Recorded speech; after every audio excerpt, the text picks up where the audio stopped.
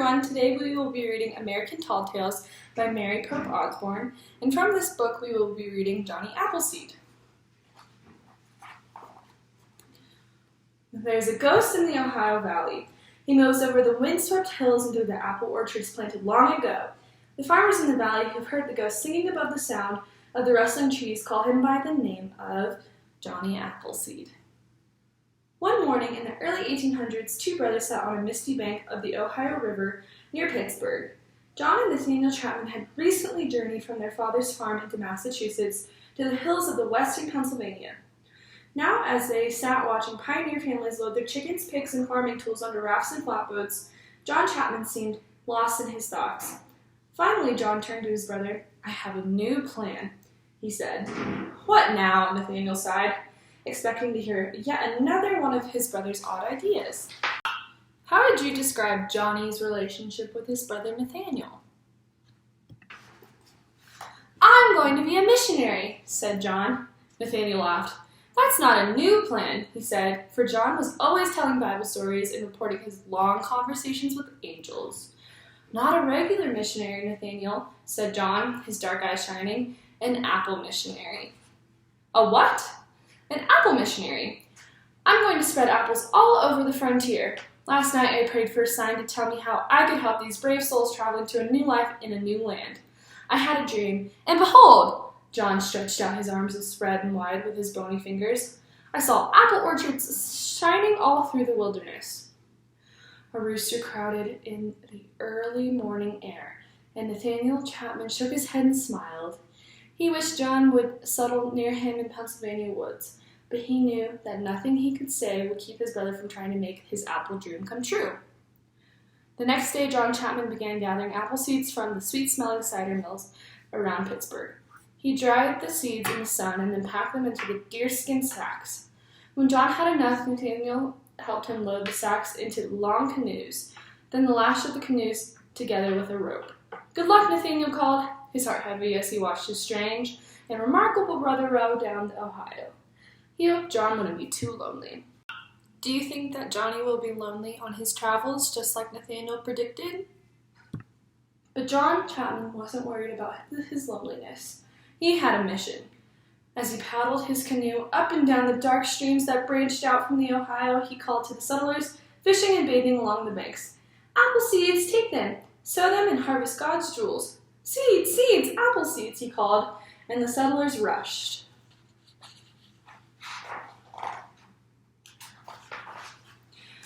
to him and took his seeds and asked him for advice on raising the trees. But John just didn't give any seeds to the other plants. He soon abandoned his canoes. He then put his tin coffee pot on his head for a hat, slung one of his deerskin sacks over his shoulder, and headed barefoot into the thick wild woods, filled with hickories, dug into the moist brown earth to plant his seeds himself. "There's going to be an apple orchard here someday," he said. "The birds and the squirrels. Folks will have all the apples they can eat. So don't go taking these little seeds, brothers. Wait for the apples." The woods were filled with bears, wolves, wild hogs, rattlesnakes, but John never hurt a living thing. He ate nuts and gooseberries and plums and honey. He planted his apple seeds, talked to the animals, and sang in a voice as soft and sweet as the evening breeze. For days, John didn't see a soul in the wilderness. Then one morning he followed a trail that led to a trading post, where trappers bartered fir skins and ginseng roots for sugar, flour, and coffee. "Hello, brothers and sisters. I've come to light a candle of understanding," John said, poking his nose in the doorway. "I've got news fresh from heaven." The traders didn't know what to make of this strange barefoot man wearing an old sugar sack for a shirt and a tin pot on his head. They snickered at first. But when John began to talk about apples, his eyes snapping in the lantern light, they stood still and listened. By the time he was ready to leave, they hated to see him go. "Take these seeds to your families," he said, reaching into his sacks. "They'll bring you fall wine, winter preserves, spring blossoms, and summer pies." "I'll trade you some cornmeal and coffee for them," the owner of the trading post said to John. "I won't be needing any food today, brother," John said. "But how about trading that for a horse tied up outside?" "Jim? Why, sure," said the trader, laughing. Everyone could see the worn-out horse was not long for this world. He could barely stand up in the noon shine. John said goodbye to the traders and led his new friend to a cool stream of poured potfuls of water over his dusty hide. As the bony horse nuzzled John's hand, strange whimpering cries came from the nearby woods. John began searching among the trees, following the sounds until he nearly stumbled over a huge wolf. The wolf's legs was caught in a strong jaws of steel trap.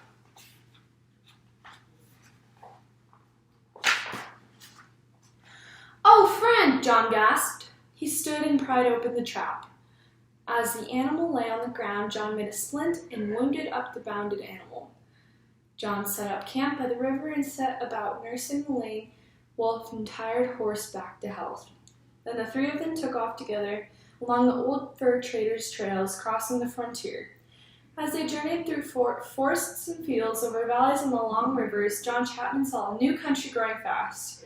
He saw the arrival of blacksmiths, potters, weavers, and carpenters. He saw Yankees from New England and Germans from Pennsylvania, traveling in covered wagons and stagecoaches. He saw the riverboat king Mike Fink pushing a keelboat up the Ohio. He saw steamboats starting to take over the work of the keelboats. He saw men chopping forests and building canals.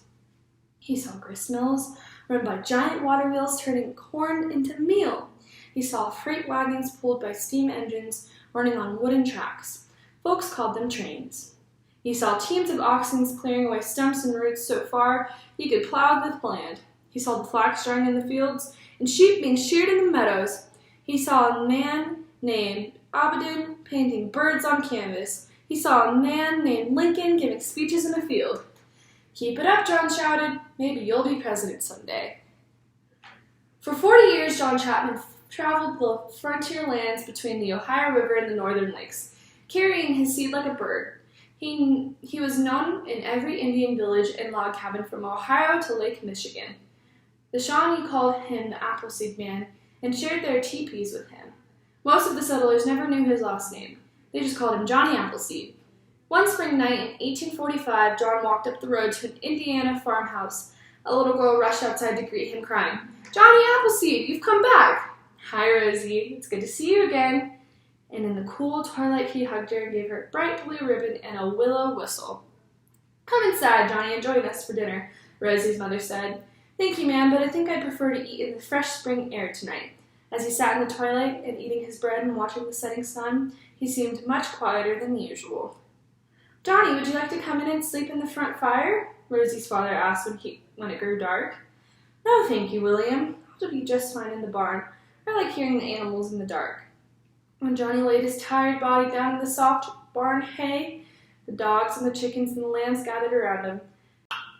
What do you think Johnny's relationship with nature is after he decided to sleep outside instead of in Rosie's house in front of the fire?